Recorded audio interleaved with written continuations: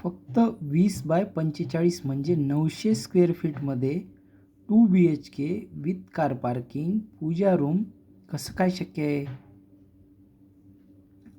तेच आपण आजच्या व्हिडिओमध्ये बघणार आहोत.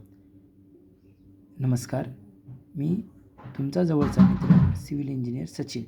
आजच्या या व्हिडिओमध्ये आपण बघणार आहोत 20x45 म्हणजे फक्त 900 स्क्वेअर फीटमध्ये 2 BHK with car parking house design plan.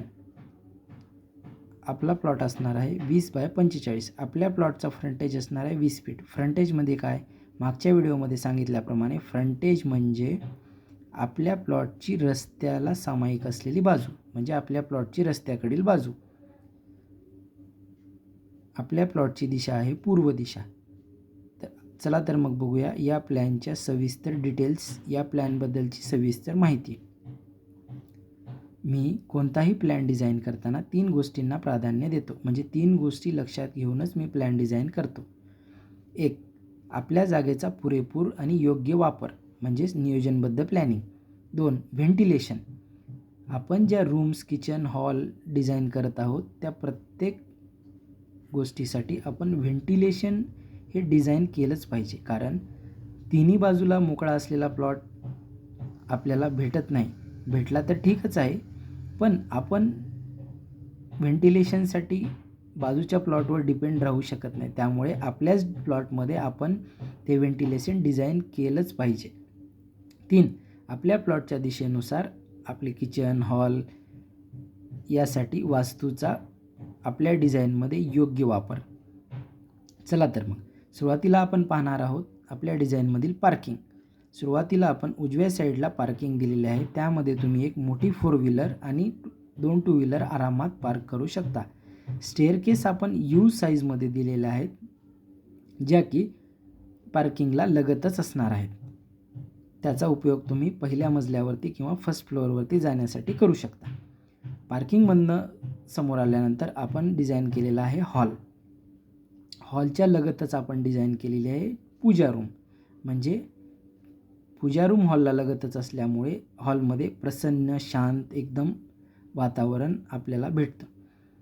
हॉलच्या समोरच आपण डिझाईन केलेलं आहे एल शेपमध्ये किचन. किचन हे आपलं स्टँडर्ड साईजमध्ये असणार आहे. किचनच्या शेजारी आपण समोर आल्यानंतर आपल्याला भेटणार आहे पूजा रूम आणि डाव्या बाजूला भेटणार आहे आपल्याला कॉमन वॉशरूम, जे की हॉलसाठी तुम्ही यूज करू शकता. म्हणजेच हॉलमध्ये बसलेल्या व्यक्तींसाठी त्याचा उपयोग तुम्ही करू शकता. तिथून पुढे आपण डिझाईन केलेला आहे bedroom 1 with attach toilet washroom. त्याच्याच पूजा रूमच्या दुसऱ्या बाजूला आपण डिझाईन केलं आहे bedroom number 2 with toilet washroom attach.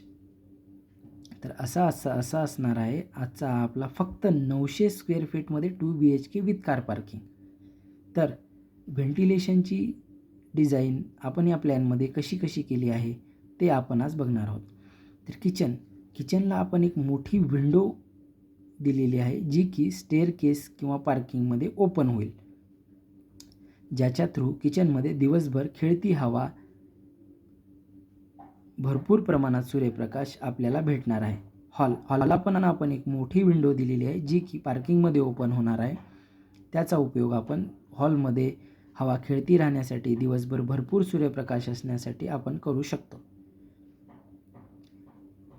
Bedroom number 1 washroom आणि कॉमन वॉशरूम या दोन्हीच्या मध्ये आपण एक OTS डिझाईन केलेला आहे. तर OTS म्हणजे काय अनेकांना माहीत नसेल, तर आज मी तुम्हाला समजावून सांगतो. OTS म्हणजे ओपन टू स्काय.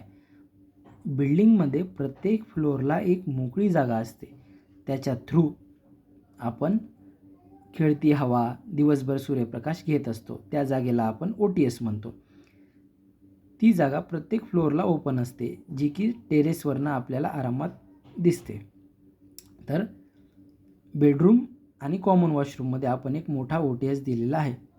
तर बेडरूम नंबर 2ला आपण मोठी अशी विंडो दिलेली आहे, जी की OTSला ओपन असेल. तर अशी आपण व्हेंटिलेशनची डिझाईन आपल्या या प्लॅनमध्ये केलेली आहे. किचन, हॉल, बेडरूम हे प्रत्येक आपण वास्तुशास्त्रानुसार डिझाईन केलेलं आहे. म्हणजेच किचन हे आग्नेय दिशेला डिझाईन केलेलं आहे. बेडरूम्स या पश्चिम दिशेला डिझाईन केलेल्या आहेत. आपल्या पूर्ण 900 स्क्वेअर फीट जागेचा आपण नियोजनबद्ध प्लॅनिंग आणि योग्य वापर आजच्या या प्लॅनमध्ये केलेला आहे. तुम्हाला या प्लॅनमध्ये सर्वात आवडलेली गोष्ट कोणती?